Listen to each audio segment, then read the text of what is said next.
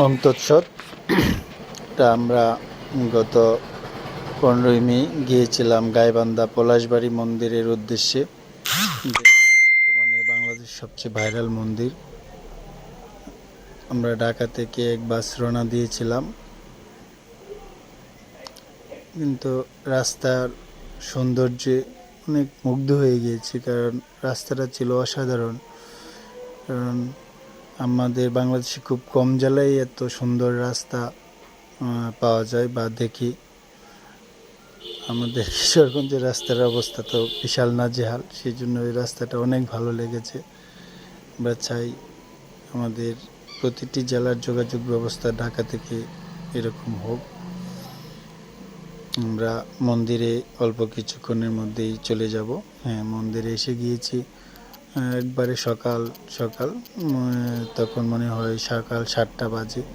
মন্দিরে প্রবেশ করার পর যখন দেখলাম অসাধারণ একটি পরিবেশ, ভগবান শ্রীকৃষ্ণের একটি বড় মূর্তি এবং বাবা ভোলানাথের যে মূর্তি বানানো, যেটা আমরা ফেসবুকে দেখি, দেখার পরে আসলে সকল ক্লান্তি আমরা ভুলে গিয়েছি।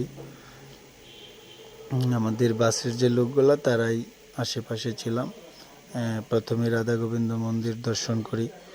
মন্দির দর্শন পরে পাশেই ছোট ছোট লোকনাথ বাবার মন্দির, পঞ্চতত্ত্ব মন্দির, পাশে শনি মন্দির, শনিদেবের মন্দির, এরই পাশে কৃষ্ণ মন্দির এবং পাশে ছোট ছোট কিছু দোকান আছে। এটা কালী মন্দির। দুপুরবেলা আমরা কালী মন্দিরে উঠি।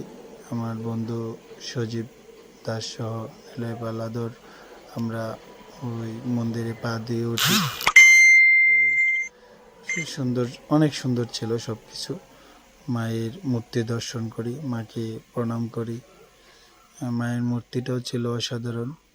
আসলে সকল দেবদেবীরই কিছু মাহাত্ম্য বা ধ্যান থাকে, সেই ধ্যান অনুযায়ী বাবা ভোলানাথ এবং গৌরীর এই ভোলানাথের মূর্তিটার নিচে শিব মন্দিরটা। তারপর ভক্তরা, এটা দুপুরবেলা মোটামুটি অনেক ভক্ত চলে এসেছে মন্দির দর্শনের জন্য। তারা বিভিন্ন মন্দির দর্শন করছেন। এটা হলো আমাদের রামায়ণের যে 5 ভাই, লক্ষণ, ভরত, শত্রুঘ্ন, এটা ছিল দেবী সীতা মা এবং ভগবান শ্রীরাম, দ্রৌপদী, মহাভারতের একটি সহদেব, ভীম, যুধিষ্ঠির, অর্জুন, নকুল, যারা ছিল। তারপর কিছুক্ষণ ঘোরাঘুরি শেষে আমরা প্রসাদ নেব। এখানে দেখেন কত সুন্দর ভগবান শ্রীকৃষ্ণ রাধারানীকে নিয়ে দুলছে। সেটা যদিও কৃত্রিমভাবে বানানো, কিন্তু খুবই অসাধারণ ছিল। এটা দেখার জন্য সকল ভক্তরা, দেখেন কত সুন্দর লাগছে। আপনারা সময় পেলে এই মন্দিরটি দর্শনে যাবেন, গাইবান্ধা পলাশবাড়ি। তখন আমরা পলাশবাড়ি থেকে দুলাল সাধুর আশ্রম নামে যেটা চিনি আমরা, ওই আশ্রমের উদ্দেশ্যে রওনা দিই ভ্যানে করে। পলাশবাড়ি থেকে 15 টাকা কি 20 টাকা ভ্যান ভাড়া নেবে। আপনারা পলাশবাড়ি গেলে ওই মন্দিরে অবশ্যই যাবেন। রাস্তাটাও সাধারণ ছিল। এক পাশে ছিল গাছ, যে গাছগুলো দেখতে খুবই সুন্দর লাগছিল, সেই জন্য ভিডিও করেছিলাম। এর মধ্যে আমরা মন্দিরে প্রবেশ করি বাবা ভোলানাথ। এটা প্রথমে দোতলার মন্দির। এই যাই দোতলাতে গিয়ে দেখি যে ভগবানের কিছু লীলার দৃশ্য, বিষ্ণুমূর্তি। দোতলা থেকে নামার পর দেখি যে পরশুরাম যে অবতার, মৎস্য অবতার, বামন অবতার, ভগবান শ্রীরামের অবতার এবং বুদ্ধদেব অবতার সহ নৃসিংহ অবতারের বিগ্রহ। এই লেখাগুলো আমার কাছে খুবই ভালো লাগেছিল, সেই জন্য আমি ভিডিও করে রেখেছি। লেখাগুলো ছিল অনেক জানা এবং শিকার কিছু, সেই জন্য ভিডিওটা করা আমার। তারপর মাতা ষষ্ঠী দেবীর মন্দির। ষষ্ঠী দেবীর মন্দিরের পাশেই পঞ্চতত্ত্ব এবং রামের যে আছে, এটা ষষ্ঠী দেবী মায়ের। তারপর এখানে কিছু মূর্তি নকশা করা আছে, গোপাল সহ। পাশেই হলো মা কালীর একটি মন্দির, শিবের মূর্তি বানানো। এখানে কিছু কারুকার্য আছে। তারপর লোকনাথ বাবার মন্দির, ওই মন্দিরটাও ছিল অসাধারণ সৌন্দর্য, যদিও পুরাতন অনেক মূর্তি ছিল যেটা সচরাচর আমরা দেখি না। এরই পাশেই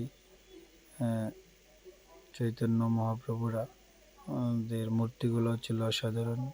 পাশেই ছিল নৃসিংহদেবের যে মূর্তি, সেটাও সবগুলোই সিমেন্ট দিয়ে বানানো।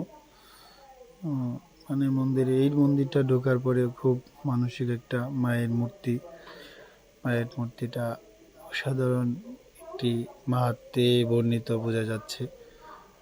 পাশে রাধাকৃষ্ণ মন্দির, বাবা ভোলানাথের মন্দির, মনসা মায়ের মন্দির, সূর্যদেবের মন্দির।